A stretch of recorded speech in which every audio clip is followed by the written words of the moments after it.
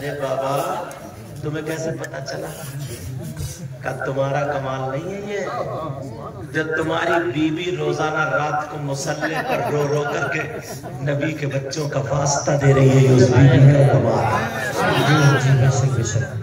कहा अगर तुम्हें तो मदरसा नहीं 17 किलोमीटर बड़े पीर का मदरसा वहां चले जाए। अब चला आप बस तो बड़े पीर साहब में बैठे थे, मुस्कुरा के बोले आ गए नए दुल्हन आ गए। जी सरकार देखा तो खूबसूरत चेहरा, सोचे यार मारते बहुत होंगे ये। कहा कितने दिनों?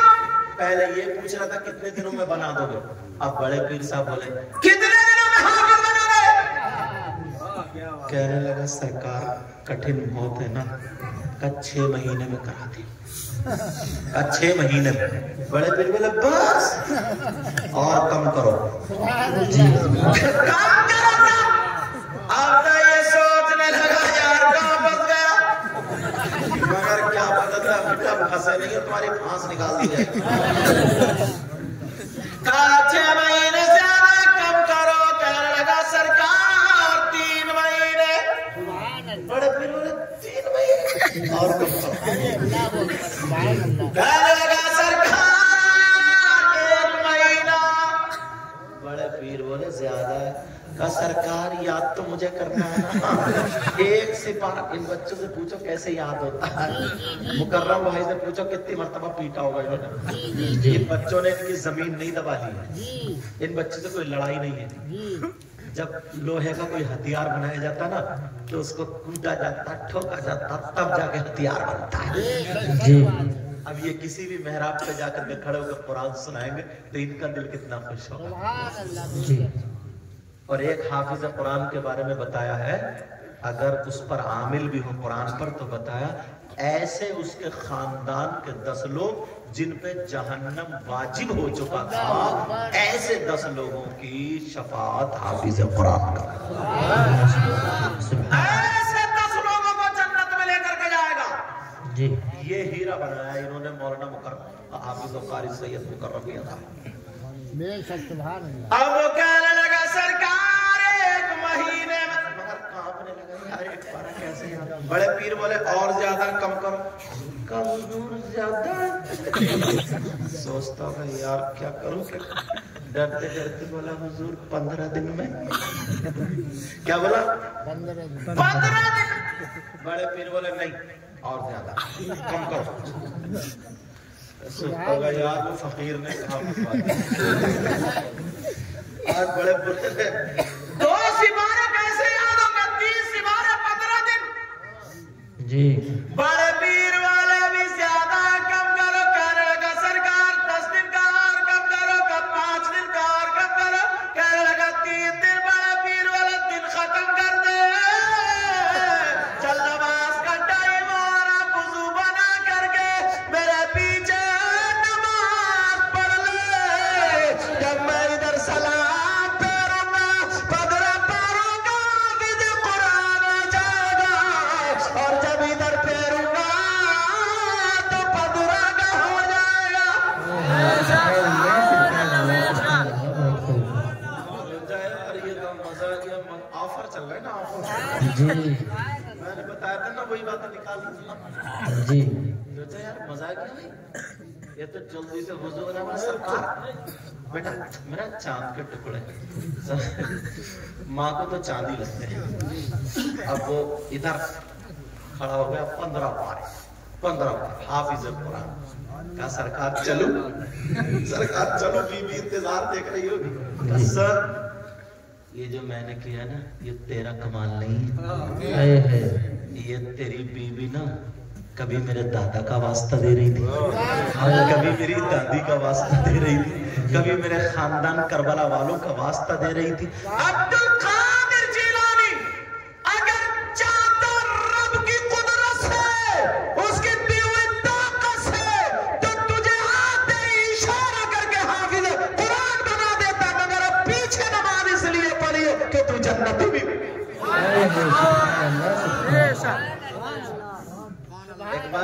पढ़ा था ना, ये जो गरीब नवाज है ना और बड़े पीर साहब, ये मामू भांजे लगते हैं रिश्ते में। कौन लगते हैं? सगे में, मतलब खानदानी रिश्ते में कौन लगते हैं? मामू भांजे।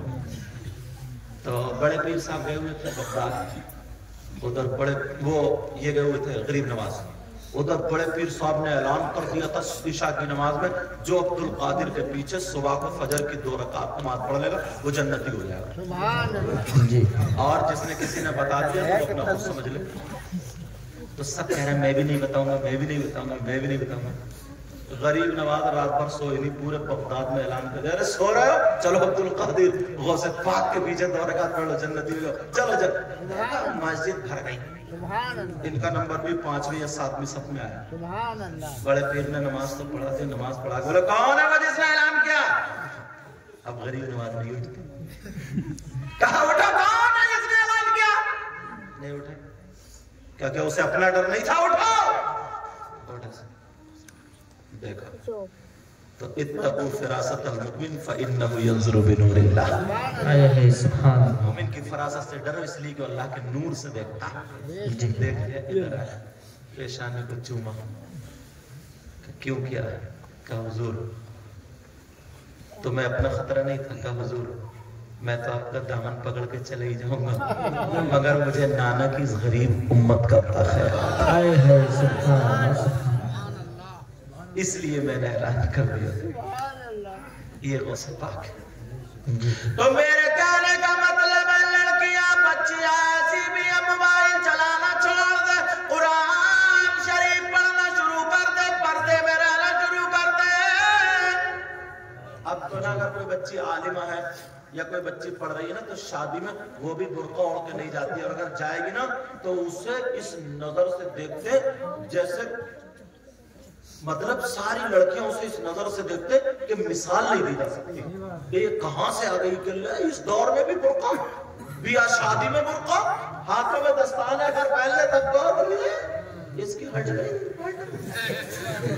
इसकी चूल्हे ढीली है, खत्म।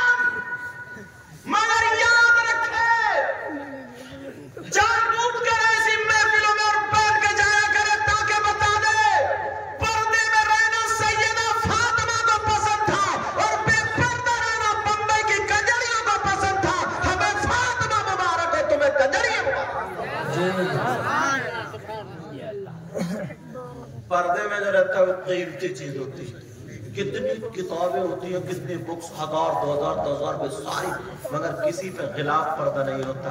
जो कुरान मुक़द्दस होता है उस पर खिलाफ पर्दे वाले की अहमियत अलग। करोड़ों कई करोड़ के मकान, 10-10 करोड़ के मकान, लाखों के मकान, अरबों के मकान होते हैं, बहुत कीमती पत्थर और क्या क्या मोती हीरे सब लगे हुए, मगर किसी मकान पे पर्दा और खिलाफ नहीं होता है।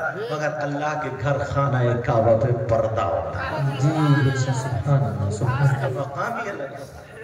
तो वो लड़कियां जो बुर्के में जाती हैं वो अपने आप को कमतरी का शिकार ना हो जी, कभी ये ना सोचे कि हम कमतर हैं, बल्कि उनको दिखा दे कि तुम नाचने वाली नचनियों को फॉलो करती हो। ये बाल ऐसे किसने किए? बता, किसी अल्लाह के वली की बेटी ने किए हो, बीबी ने किए हो, माँ ने किए? बता, नबी की बेटी बीबी माँ ने किए हो तो बता।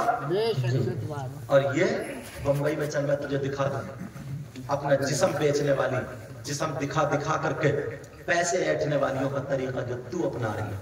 हम हैं पक्के सच्चे मुसलमान जी, इसे और फख्र होना चाहिए। इसे कम बहुत सारी शिकायतें मिली है जो लड़की है ना मदरसों